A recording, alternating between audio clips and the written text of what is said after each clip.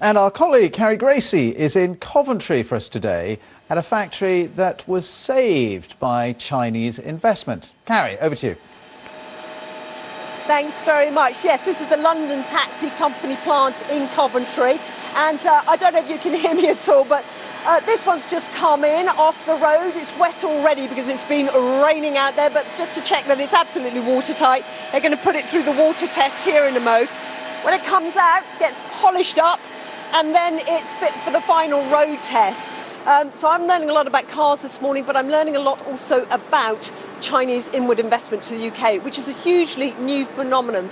For about 200 years, we've had an economic relationship with China, but we've had no meaningful inward investment from China at all. Now all of that is changing. The Chancellor wants the Chinese to bring their deep pockets, or their money, or some of it, to the UK, and that's creating interesting challenges for the people who want some of that share. Let's talk now to David Bailey of the Aston Business School, because he's an expert on some of this. I was talking about this new phenomenon of Chinese inward investment. What can we usefully say about it? Well, it's brand new. We haven't really seen it before. So the investments that's taking place here at this plant or in MG or in local manufacturing, it's the first time it's happened. It's set to grow substantially. And I think really that the definitive economic shift in power this century will be from Western countries to the likes of China. We're going to see a lot more of this. And what do the Chinese want when they come and invest in a plant like this, for example? A number of things. They may want the brand, the London Taxi Company, that's a worldwide brand that people know of. They may want the expertise, so the investment in MG at Longbridge, not very far away, over 300 designers there making cars for that Chinese company. But also they may want access to market, so in this case it's partly about Geely coming to the UK and starting to sell their cars here, but also maybe they may buy a supplier which in turn supplies Jaguar Land Rover in China. So it's a way of entering markets all over the world as well. And what do we think that the Chancellor wants? He's talking about energy, he's talking about telecoms, he's talking about infrastructure in China.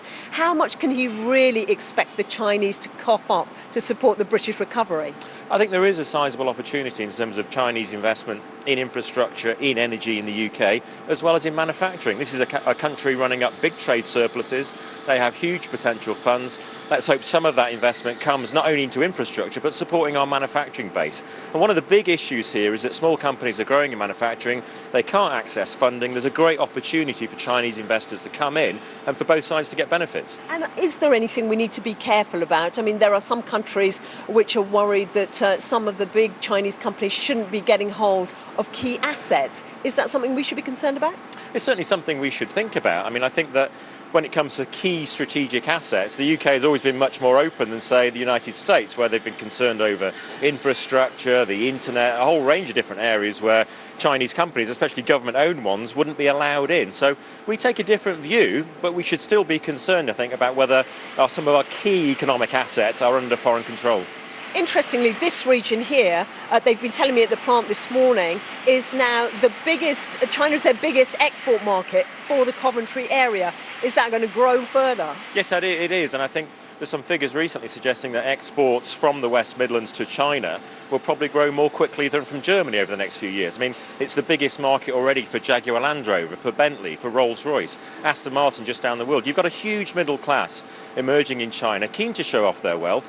What better way to do it than, say, drive a Range Rover? Great opportunity then for the West Midlands. And the investment and the trade, does that link up then and build on each other? Very much so. So because of that huge growth in trade that's taking place, there's investment opportunities on either side and a chance for companies to go into other markets to then supply companies that are growing there. David Bailey of Aston Business School, thanks so much for joining us. So lots more to come on the opportunities for China in the UK and for the UK in China. And a reminder as well, there's lots on regional TV and radio and lots on the website too, bbc.co.uk/news/China. Join us again later. Carrie, many thanks indeed. Carrie Gracie for us there in Coventry. Well, my colleague Carrie Gracie's been spending the morning at a factory in Coventry that was saved by Chinese investment.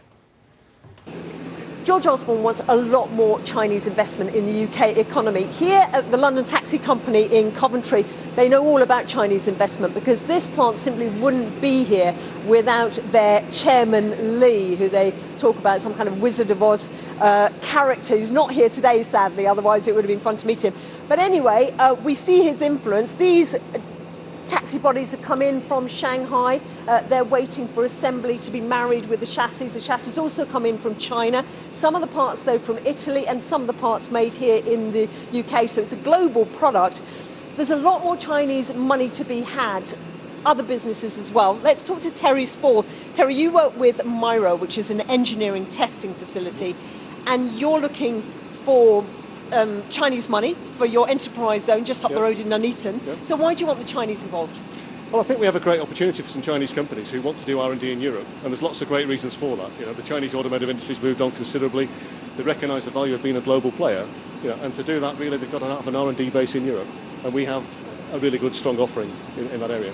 And are they interested? Are you actually getting people to sign on the dotted line from China?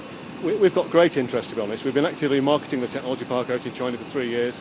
We've got about 6 ongoing leads. I mean, these are not short things. It takes a while to mature the relationship, and get the investment over the line. But I'm very confident, we will be doing that, and you'll see a lot more Chinese companies being based here, in the next few years. And you're sure they're going to come here and not go to France, Germany, wherever in Europe?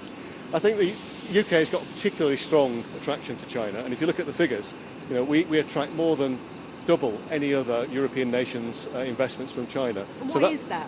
I think it speaks for itself. I think when you look at what the situation we've got here in terms of taxation, the business-friendly laws and regulations that we have, it's an easy place for Chinese companies to operate, to set up. And do you think they're going to stay for the long term, or do you think, like some sceptics do, that they're going to hoover up the know-how and the technology and take it all back to produce in China? Well, to be honest, it's an interesting perception that I hear that a lot, but I think in my view, that's probably a 20-year-old perception of China. I think if you look at China today, they're really focused on doing R&D, creating innovative and exciting products that will, that they can market. So I think, the game's moved on. I think China's really looking to the world and looking to engage properly with the world so they can trade as any other company does. Terry, thanks so much for joining us. So this is London Taxi Company. The work goes on. Just over here, they're just polishing out the defects on some of the bodywork before those hand-painted, I should say, taxis go on to be married with the chassis. Later today, we're going to get the Chinese angle on these relationships. But right now, back to you in the studio.